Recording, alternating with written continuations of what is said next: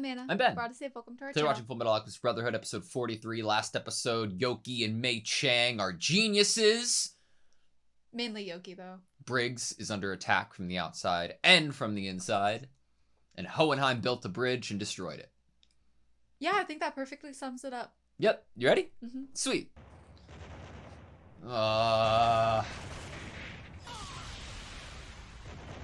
Yeah, take that, Drachma.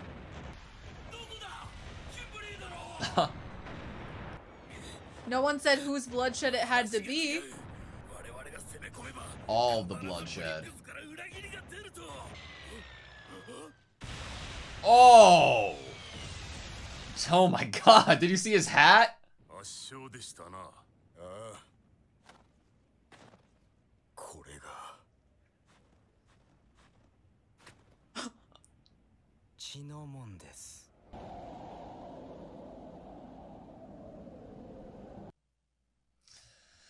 Damn, He Kimberly. led Drachma there Damn. to get killed to use them.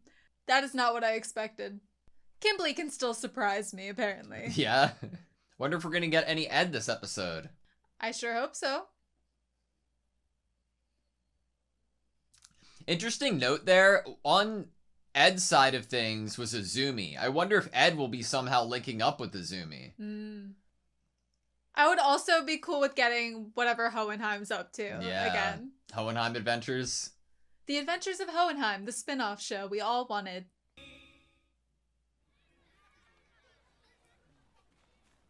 Aspect? Yeah. You read the Dragon's Pulse.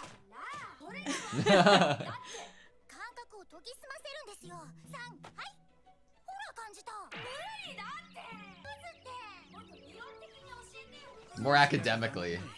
You have to go woomph.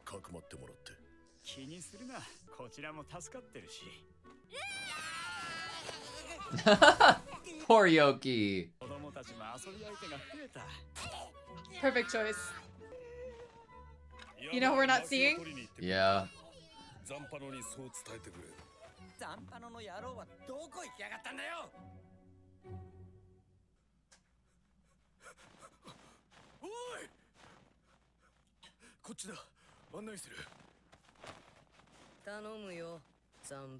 Envy. Fuck!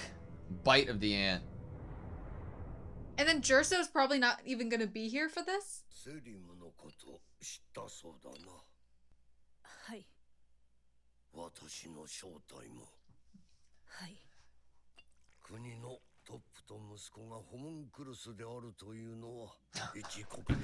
Can you even answer that question honestly? It's fictitious.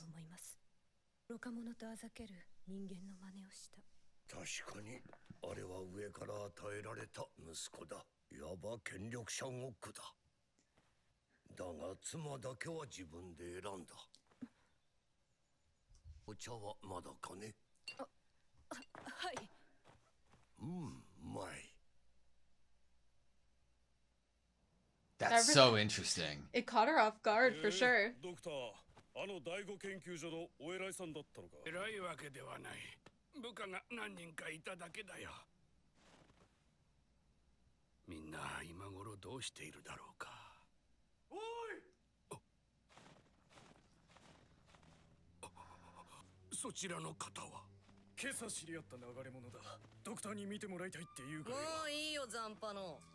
God damn it, Zampano.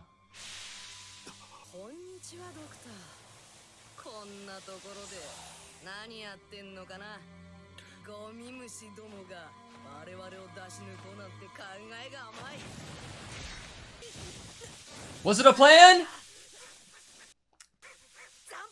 Yes! Wait, what the? Fuck yeah, Zampano! I never doubted you! Amazing actor. That's his job after this.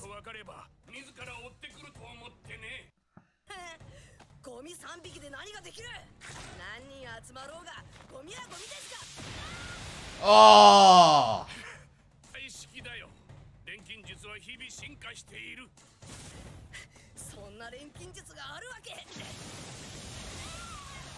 Alchemy evolves day by day. Did you see that? I love it. What?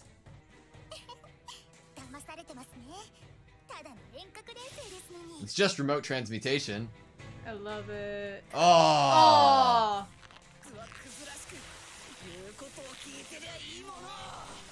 No, don't transform. This is the form you like him in more, right? No. Oh, that animation. I don't know if our landmines will work against this version of Envy.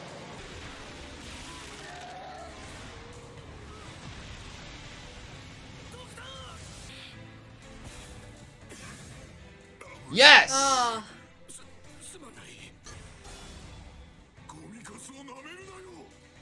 Oh. They better survive this. Everyone. Scar!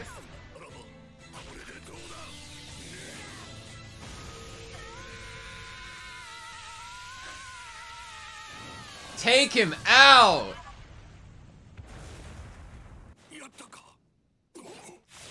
Ooh, oh. Oh! The animation's crazy this episode.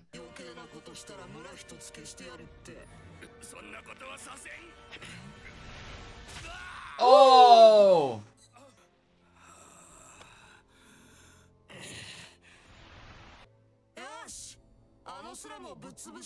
No.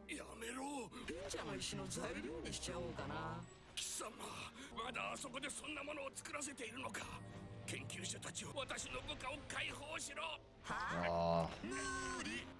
You wondered how things were back there. No men to... Oh no.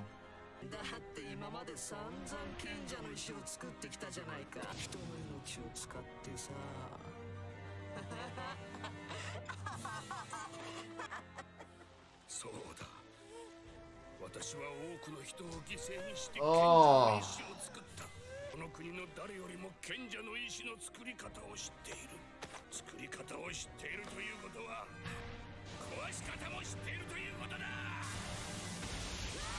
Holy shit, Dr. Marco! Fullmetal Alchemist. Tim Marco. Oh my god. Was Winry not a part of this plan? Holy shit, man. Is Envy like done for?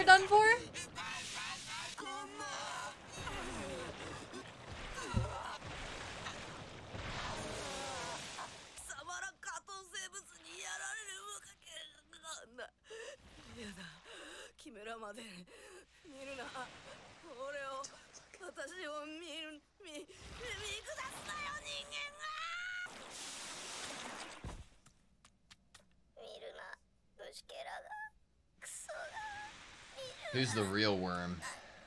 A true form. Man, Marco.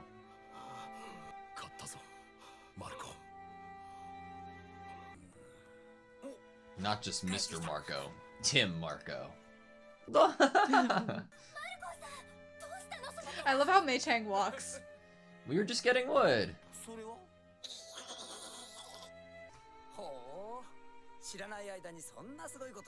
Are we just gonna keep him like that?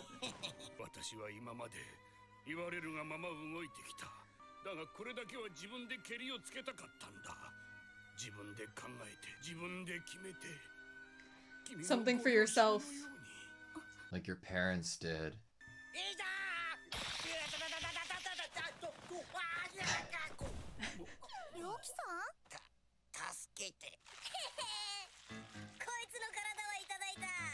Like a parasite?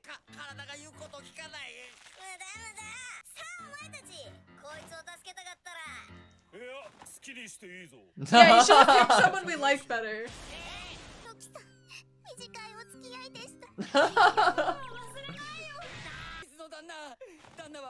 の味方ですよね。ね。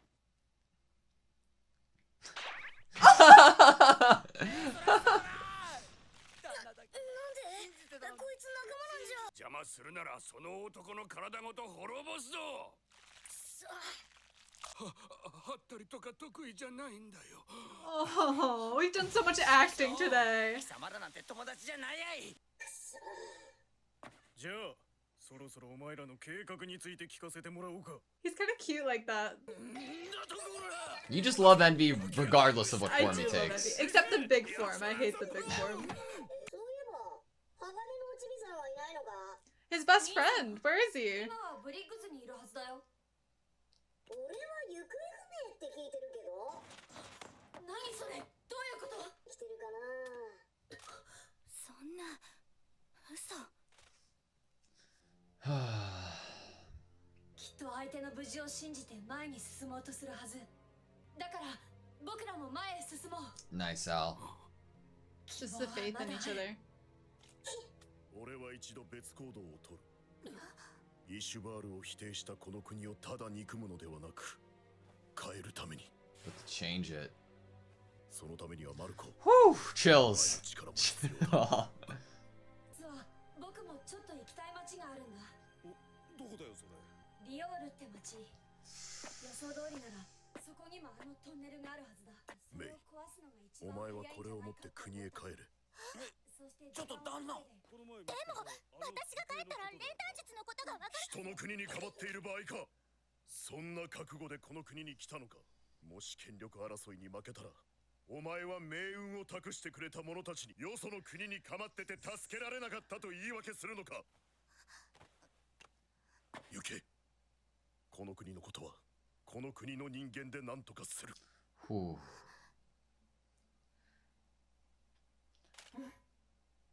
I don't want to say goodbye to Mei Chang. I really don't want to. Little Xiao Mei. メイ、元気でね。練炭術、一段落したらまた学びに行くよ。ハル様。ハル様。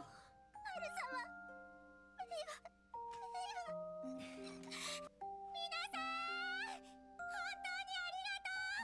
さようなら。元気でね。No, come back. 行っちゃったね。それじゃあ我々も。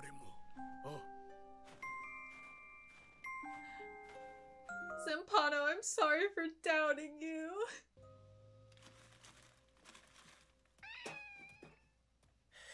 グリードさん。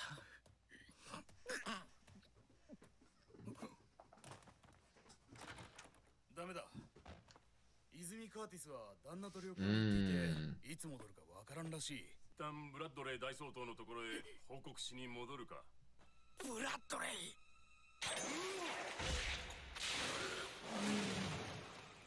そうだな。あ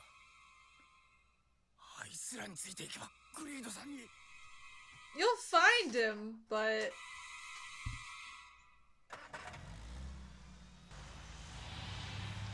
Wow, on the underneath bottom the of the car. car. What an interesting character to be checking in on there. Right. Uh-oh. Oh, shit. This explains the mid-card. 相変わらずふぬけた面をしよって。さあ、先のドラクマ戦では圧勝であったとか。当たり前だ。 Of course it was. 今我らにとって守るべきはこの国の安寧。それを一瞬たりとも脅かす敵あらば圧倒的で完璧な敗北を与えてやらねばならん。いやはや、まことたけたけし。これではいつまでたっても嫁のもらい手が。お前は闘争心が足らんのだ。グズだ。お前といると臆病が移るわ。お、ここにいたか少々。弟かね。弟と思いたくありませんな。Oh my god. イシュバールから逃げ帰るような臆病者。 Wow. 来なさい。見せておきたいものがある。Olivier's hair is perfect. What a cool shot. 確か軍に逆らうな、金を作るな、人を作るな。人を作るなはなぜ国家は人を作ることを禁止している。倫理にも取るからでしょう。神への冒涜と暗黙のうちに禁じられていると聞きますし。違うな。倫理などというのは時代や個人によって変わるものだ。理由はそんなものではない。個人が強力な軍隊を持たぬようにするためだよ。少々。So it's to stop opposition, basically. No Ed this episode. Ed, we know you're okay out there. Al even feels very confident about it. I am mad. I don't want Mei Chang to leave. Mike Hope is like, next time we see Mei Chang, Al will have his body back. Yeah. But like, it's hard. I can foresee that. Like, years have passed, you know, Mei Chang has grown. She really helped her clan. Al has his body back. They meet again. I would love to see that. I feel like Mei Chang would just know it's Al. Before hearing his voice, before anything, just seeing him. Because he will literally be the prince that she had hoped and imagined that Ed would be. Taller, you mean? ひでえなこりゃ。こんなところに飯食えるところがあるのか？確かこの辺に。Oh! This is crazy. 元気だった。兄さんは今日はいないんだ。そう、残念ね。すごく会いたかったのに。おや？何よ？いや、その微妙な顔は何かと思いまして。変なこと言わないでよ。おい、ロゼ。鍋洗い終わったよ。Oh! 他に仕事。Back What to the- the discussion. Okay, that was Fullmetal Alchemist Brotherhood, episode 43. I feel like we could start in so many different places, but I would like to start with the ending. Ending.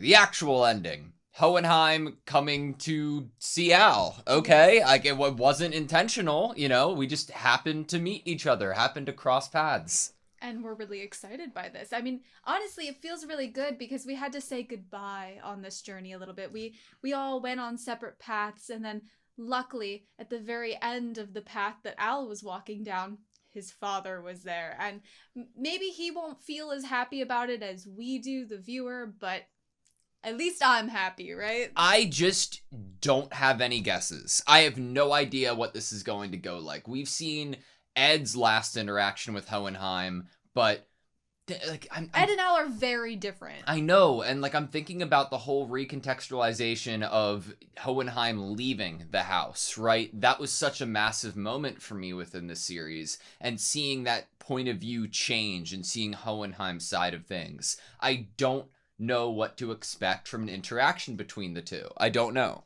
Winry's here for this interaction. I don't know if that Ooh. helps it because Pinako is obviously very close with Hohenheim, and I think that Winry might have heard some things from Pinako that maybe she wasn't saying to Ed and Al's face. Maybe Winry has different feelings about Hohenheim. I'm not sure. But I think that it's incredibly fun to not only have Al here, but have Winry here in this interaction. Do you think that anything is going to be talked about or re-explored about underneath the church that we had Hohenheim like look at for the actual tunnel? Well, what you're bringing up here is there going to be a sharing of information, Yeah. which I would have to assume that we're probably going to fill, at least on Al's point of view, fill Hohenheim in on what we're up to. Maybe? I really don't know how the sharing of information would go and who would instigate that. You know what's also interesting? I wonder if Hohenheim's going to be able to immediately tell who Zampano and Jerso are, or more like so what what they they are. are. Yeah. I wonder if that's going to be like a, do you know who you're traveling with right now situation? Or does he need to touch them first to be able to tell what they are? That's a good question, but I also feel like apologies might need to be made on the Zampano Jerso betrayal Oh, front. specifically from me.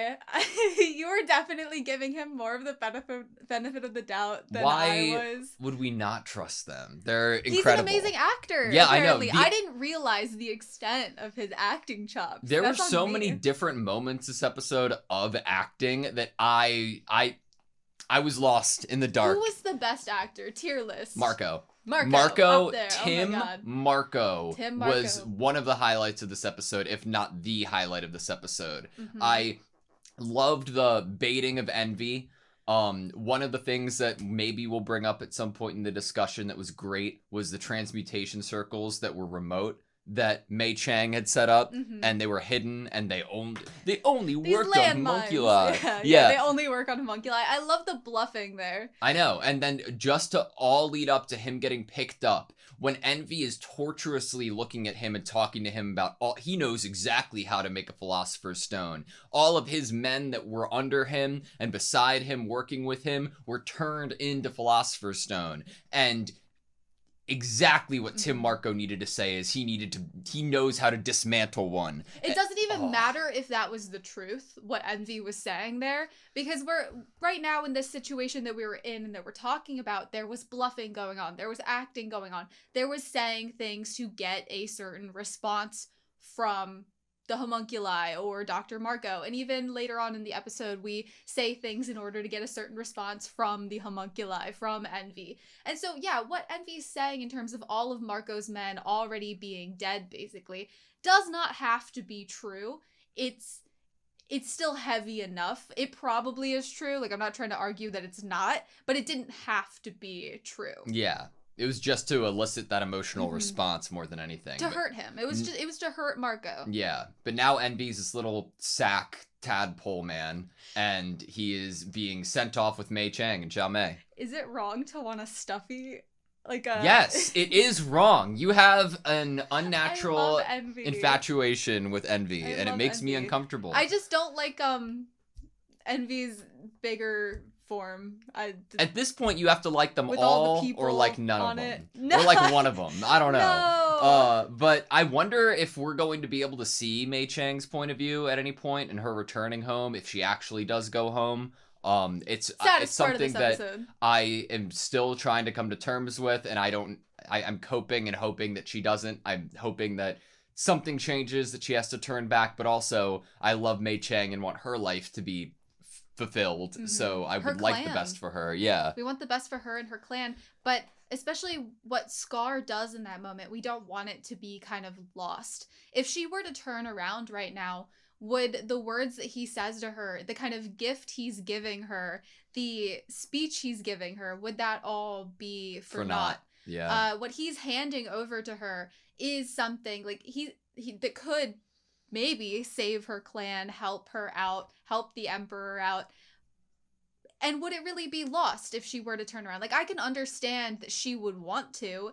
Can you imagine being in this circumstance where you traveled to this country, yes, with like a goal in mind to return home with something specific, but once you get there, you end up meeting people? You are a part of their affairs because you are starting to connect with the people that live there, have emotional connections with them, friendships with them.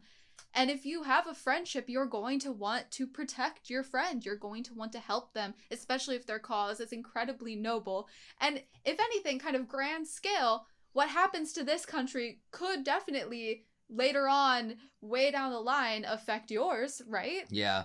I have 3 pillars of like characters this episode. Number 1 being Tim Marco. We've already talked about quite a bit. He tanked a hit from Envy, and he decided the deciding blow. It was incredible. So you have Tim Marco as one of the pillars.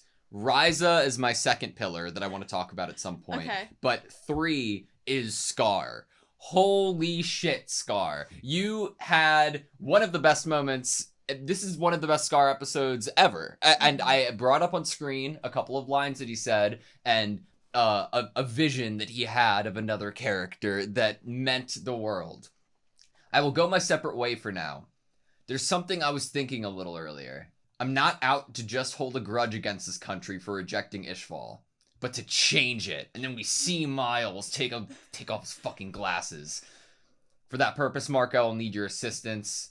God, it's just like how far Scar has come And I love that it was Miles, above all else, who was able to talk to him. And it wasn't just Miles and his own ideology built from the ground up. It was an ideology that was reinforced and passed from Olivier. Yeah. And that giving of chances and treating everybody like a family and an human. equal and trust and like a human. So good. Do you imagine from Scar breaking away here from the group, do you and obviously the person that was tracking and hunting Marco is now off the table. Do you imagine that we will follow Scar and Marco in whatever this new path is? Like the floating camera? Yeah, the floating camera. Do you imagine that we will check in on them? I feel like obviously there's always a chance that we would, because in my heart of hearts, I feel that in an inevitable final battle, I would like at least Scar there. I'm not going to make Marco fight, but I would love Scar to fight in an inevitable final battle. But in between now and then, I don't know if I feel like it's completely necessary, but I also don't know what it is that Scar and Marco are going to actually be enacting together. It completely depends on what the details of change are, right? Because I could imagine the next time that we see them, we are already at the location that they want to be at to enact the change that Scar is talking about with Marco. But I'm not really sure. I think it's a really good question to bring up. I hope that we see them soon, but not sure. I wanted to ask you if you think...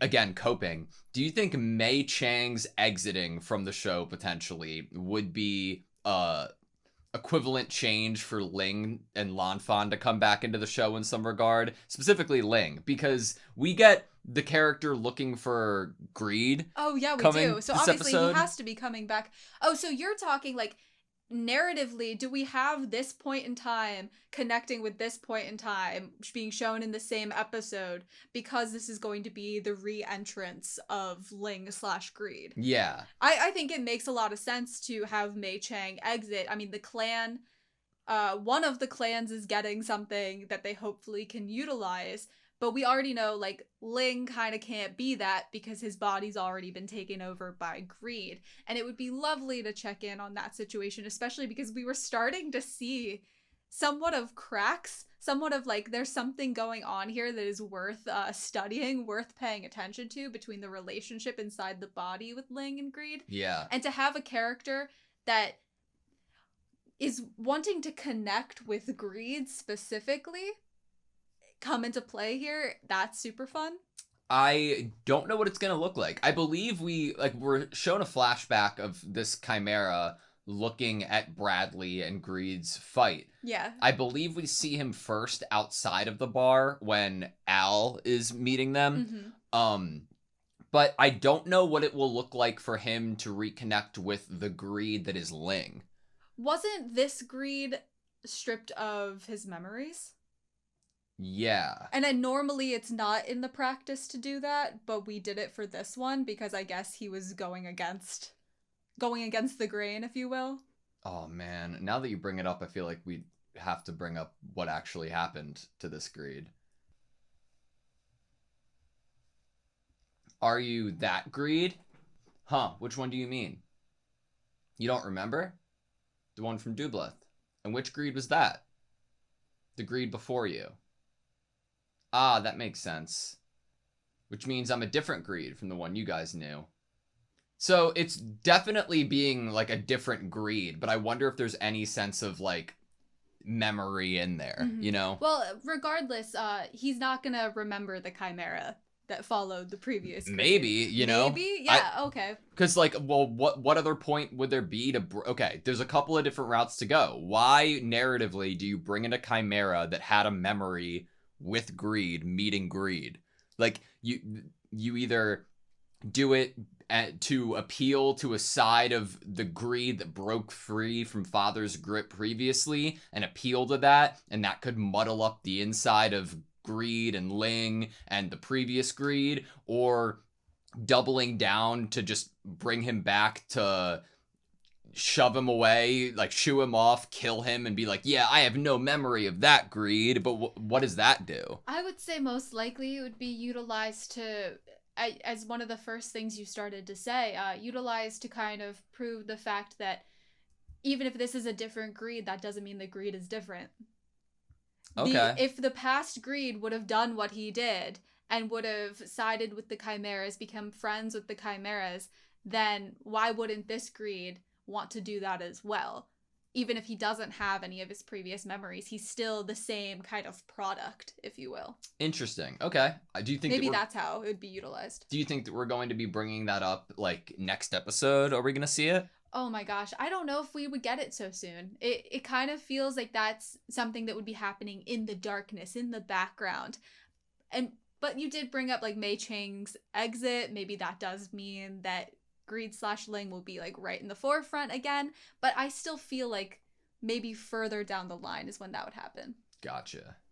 We have Olivier and Armstrong interacting with each other. It was everything I imagined it to be, and a little bit more. I loved it so much. I hope that it's not the last time we see the two of them interact with each other. But it leads into something massive that I have no fucking clue where we're going with it. I'm going to read off a couple of lines of dialogue that we get for the build-up. Do you know the 3 grand restrictions of state alchemy? As I recall, they are: do not oppose the military, do not create gold, and do not fashion people. That's correct. Do not oppose the military should go without saying. Do not create gold is there to avoid financial disorder. Makes sense. Mm-hmm. But what about do not fashion people? Why does the state prohibit the creation of people? Because it's unethical, I suppose. Great answer. I've heard that even among alchemists, it is implicitly forbidden as sacrilege against God. That's not why. Get the nice glasses glare. Ethics is something that varies over time and among individuals. Which is a great line. Oh, look at them. That is not where the reason lies. It is to prevent the individual from possessing a powerful military force, General. I don't want these things to come to life. I don't want to see them moving. What is the goal of having these things? If we're already having this plan where we're gonna, without the general public's knowledge, just kind of kill all of them and use all of them, why would we need such like an army or such a force in our to have the downstairs power, in to our have a basement? powerful military force? Like, it's disturbing. Why are we showing it to Olivier here? Because Olivier Is has to be trusted effectively become inserted into the table. She gets to sit there now. Yeah. Oh, okay. It's hard to not connect that to my last pillar of this episode, which is Ryza. Ryza, like, we don't get much of her now that she's been repositioned away from Roy, Mhm. but I feel like every time that she's on screen is one of the most important moments and most impactful moments of the episode. She is such a through line of information, and she is one of the most capable people in this series, whether it's like from attacking in battle, but also she plays her cards very well and very smart. It's like she doesn't come to Bradley with the information that she found out about Selim. She bides her time and waits for it to come to her, and because of that, she's able to learn more information than she would otherwise. Information that I think even the viewer was surprised to learn in this conversation in this episode. Yeah. My own true identity as well. Yes, sir. She makes great tea. As one of this country's people, how do you feel about its leader and his son becoming homunculi? I love that she doesn't, like, bite her tongue. She speaks honestly here. I think it's sad that the family in whom I've trusted is fictitious. I think that it's also powerful because she's not going straight to like slinging words like you're disgusting, homunculi are disgusting. What she's bringing up is just the fact of betrayal. Yeah. Which I think is incredibly powerful, and maybe not even powerful in terms of like, yes, it's true, but powerful because it is something that could actually reach Bradley and, you know, make sense to him, maybe. She's lowering the scale of things. Like, we're talking about, like, what do you think of this country's? Like, you could easily make it a bigger, vast thing of all the different things that it's going to affect in terms of the country. But Rise is honing in on the family aspect of it. You're a make-believe family, pretending to be the humans that you sneer at as fools. It's true my son was given to me from someone higher up. Everything from my position as Führer to all of my men were given to me. However, my wife at least is someone I chose. Is the tea ready yet? I think that it's due to how she speaks to him and how she answers his initial question here. That is the only reason that he answers her so calmly and authentically. Yeah. It's because she didn't just come right out with, like, as she says, you sneer at us as fools. She's not coming out kind of sneering back at him. And that's why we're able to get such kind of interesting, level-headed responses and confirmation that he does apparently have some affection and or purposeful intention behind his wife, which we had kind of thought, like, oh, it seems like he picked his wife. It seems like maybe there's something there, that he actually does like his wife. And I wouldn't think that he would lie in this situation. Why would he lie to Ryza? I mean, you know? he's been lying this entire time about various different things, Yeah, so that's but why. Why would he but need to lie to Ryza here, who's his pawn, his hostage that he's holding? no, his I puppet agree in with his you. room? But why would he lie? There's so many Yeah, reasons why he'd lie. But I don't trust anything since Selim's reveal. But I do think it's fascinating. Like, if that is to be believed, and that's the route we're going, we've seen a decent amount of Bradley before he became what he is now. Mhm. And I wonder how this could be utilized later on. I don't know.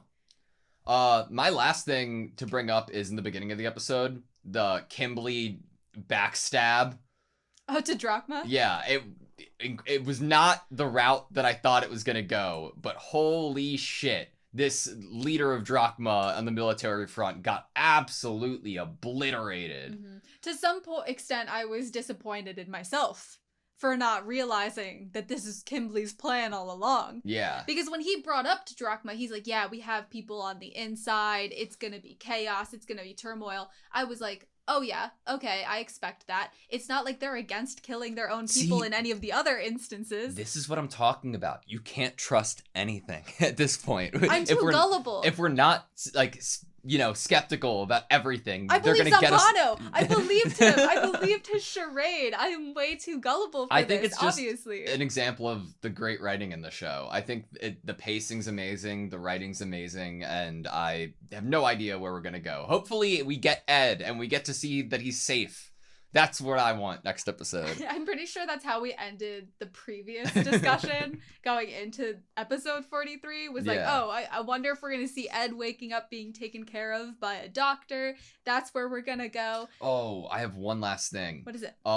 Mei Chang's teaching of alchemy was hilarious. It was almost like obviously this came way later, but Haikyuu came way later, but there's like in explaining and teaching like how to do things, Mm-hmm. like just the way that they want to do it, and like you have to read the dragon's pulse, you have to do it like this, wow, like Swoosh.